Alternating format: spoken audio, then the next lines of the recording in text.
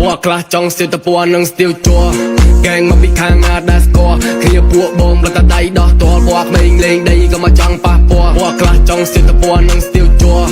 កែងមកពីខាងណាដែលស្គាល់គ្នាពួកបងរត់តែដៃដោះតលពួកក្មេងលេងដីក៏មកចង់ប៉ះពាល់មានកម្លាំងដូចតោដល់ពីនៅទេតាពួកខ្លះចង់សិតពណ៌នឹងស្ទីលជួកែងមកពីខាងណាដែលស្គាល់គ្នាពួកបងរត់តែដៃដោះតលពួកក្មេងលេងដីក៏មកចង់ប៉ះពាល់ពួកខ្លះចង់សិតពណ៌នឹងស្ទីលជួកែងមកពីខាងណាដែលស្គាល់គ្នាពួកបងរត់តែដៃដោះតលពួកក្មេងលេងដីក៏មកចង់ប៉ះពាល់មានកម្លាំងដូចតោដល់ពីនៅទេតាពួកខ្លះចង់សិតពណ៌នឹងស្ទីលជួកែងមកពីខាងណាដែលស្គាល់គ្នាពួកបងរត់តែដៃដោះតលពួកក្មេងលេងដីក៏មកចង់ប៉ះពាល់ពួកខ្លះចង់សិតពណ៌នឹងស្ទីលជួ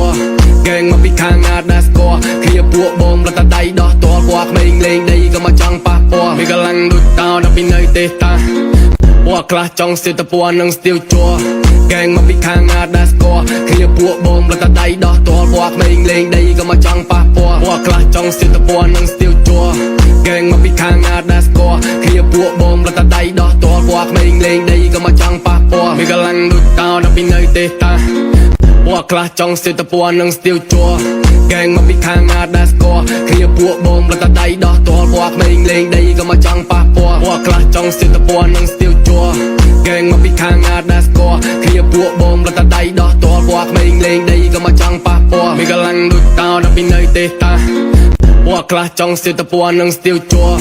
កែងមកពីខាងណាដែលស្គាល់គ្នាពួកបងរត់តែដៃដោះតលពួកក្មេងលេងដីក៏មកចង់ប៉ះពាល់ពួកខ្លះចង់សិតពណ៌នឹងស្ទីលជួកែងមកពីខាងណាដែលស្គាល់គ្នាពួកបងរត់តែដៃដោះតលពួកក្មេងលេងដីក៏មកចង់ប៉ះពាល់មានកម្លាំងដូចតោដល់ពីនៅទេតាពួកខ្លះចង់សិតពណ៌នឹងស្ទីលជួ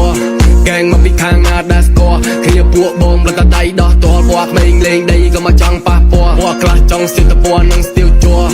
កែងមកពីខាងណាដែលស្គាល់គ្នាពួកបងរត់តែដៃដោះតលពួកក្មេងលេងដីក៏មកចង់ប៉ះពាល់មានកម្លាំងដូចតោដល់ពីនៅទេតាពួកខ្លះចង់សិតពណ៌នឹងស្ទីលជួកែងមកពីខាងណាដែលស្គាល់គ្នាពួកបងរត់តែដៃដោះតលពួកក្មេងលេងដីក៏មកចង់ប៉ះពាល់ពួកខ្លះចង់សិតពណ៌នឹងស្ទីលជួ